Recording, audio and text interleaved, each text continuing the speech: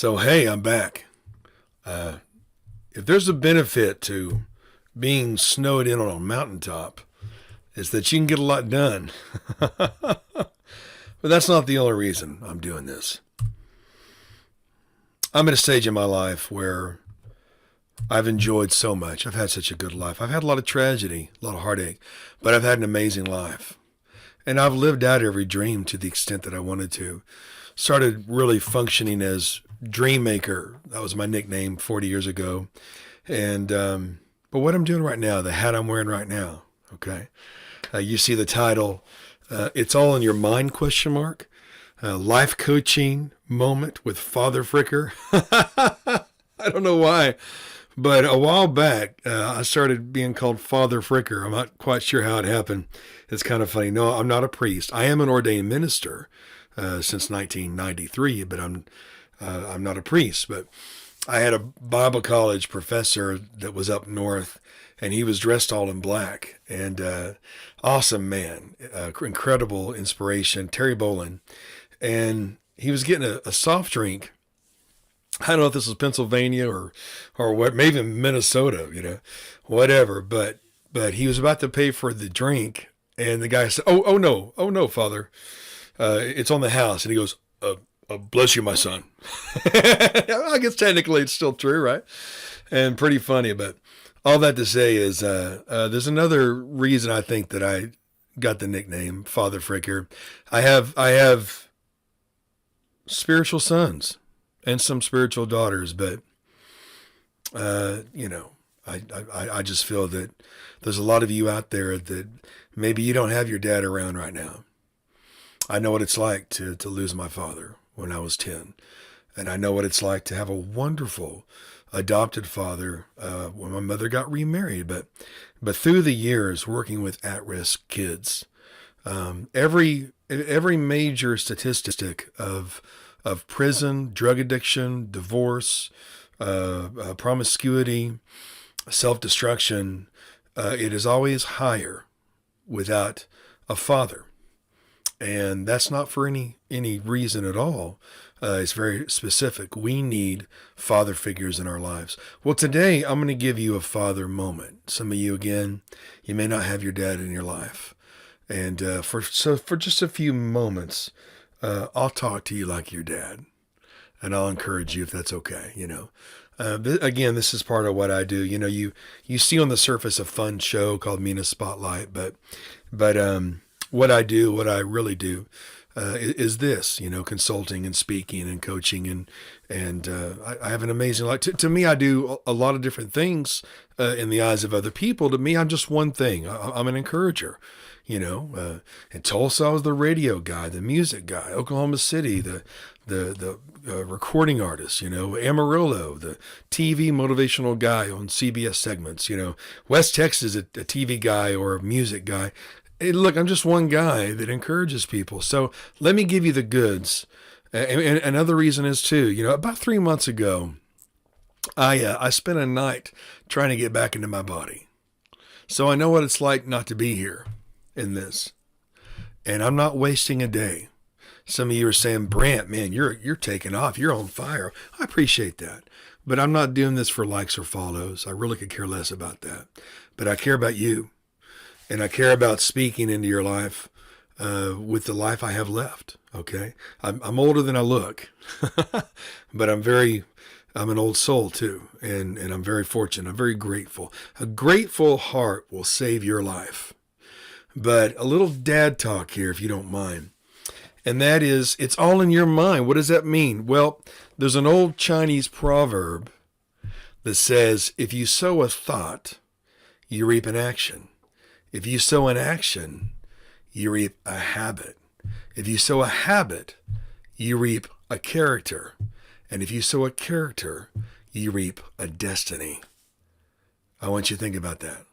So if you sow a thought, you reap a habit. If you sow a habit, right?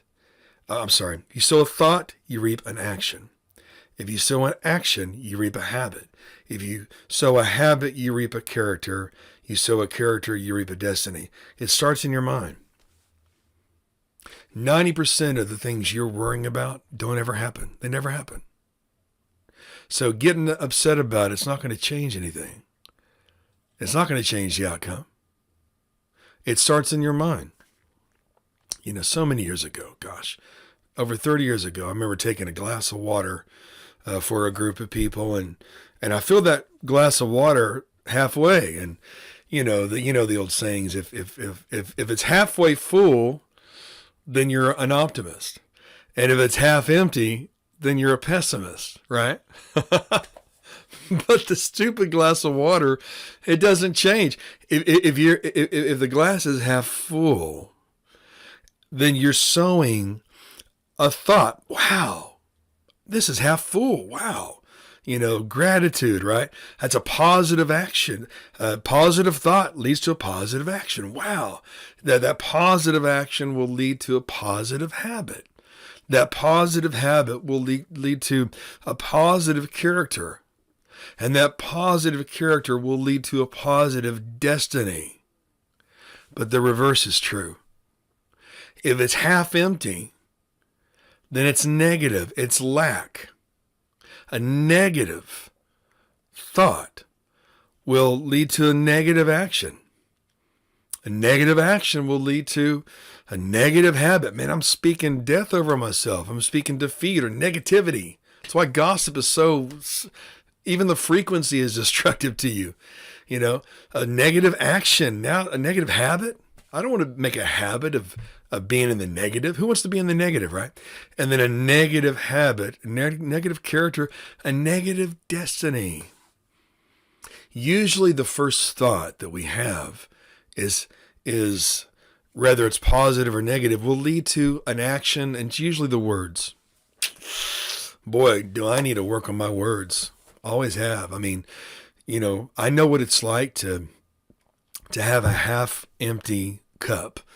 And man, I know what it's like to be broke. But because I chose to snap out of negativity, and I chose to think of the positive, then the words that came out of my mouth were positive. I will make it just fine. I will persevere. I will have victory. And so those words, and for some of you, maybe that's turning on worship music, or what. You don't have to be a churchy person or a religious person to enjoy worship music. Simon Cowell of American Idol and The X Factor and Britain's Got Talent, his favorite music is gospel music. I don't know if Simon's religious or not, but what I'm saying is, fill your mind with those positive things. It works. And so by the end of the day, I had $1,000 check. I did it twice. But it only started not because of the circumstance. It started because of my chosen thoughts. What's the positive? What do I speak into this right now? What energy am I putting into this? And so, okay, I will make it. So a positive action, okay, positive habit. I'm going to hustle, man. I'm going to stop the world, and I'm going to see the good in this, and then I'm going to take an action. I'm going to make a phone call to a client that needs my help, that maybe I was so busy before to help. And then, hey, I'm making a positive habit. I'm not going to lose any time worrying. Someone famous once said, you can't add an hour to your life by worrying. No, I'm going to think positive. I live it. And so, okay, well, I'm going to call him. I'm going to do it. And I'm not just going to do it with one. And then positive character. I'm going to do what I say. I'm going to say what I do. I'm going to catch up. A lot of you are catching up right now. This is day number 9, man. I'm going to catch up, and then that's going to lead to a positive destiny, and it has. And so, anyway, but the reverse is true. Negative thoughts. I was walking in Phoenix, Arizona.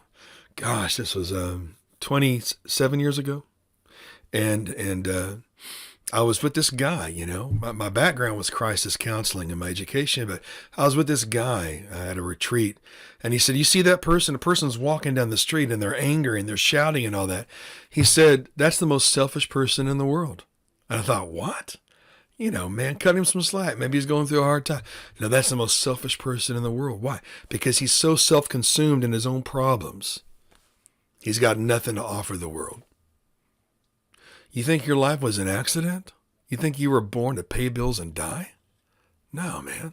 That's an insult to your bloodline. That's an insult to who you are. Don't cut yourself short.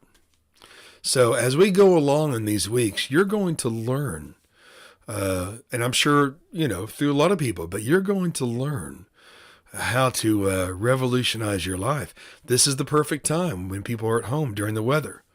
This weird storm, okay? It's a good time to reset your life and to re-gauge and know that it all starts in the mind. Most of what you worry about, most of what you're angry about, it never happens. It never happens. So what else can you do? Well, stop the world and take a pen and a pad and write down the things you're grateful for. Do it. Write down the things you're grateful for. Maybe you need to listen to some old music that takes you back to a better time.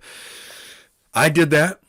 And from that came a whole series of CBS segments and local TV segments of interviewing rock stars and movie stars and people from back in the day that were my heroes. Now they're my friends. It's crazy, man. But that started from a moment of choosing to reset my mind, to control my mind, and to change, literally, to change my life. So write down all the things you're grateful for and read them out aloud.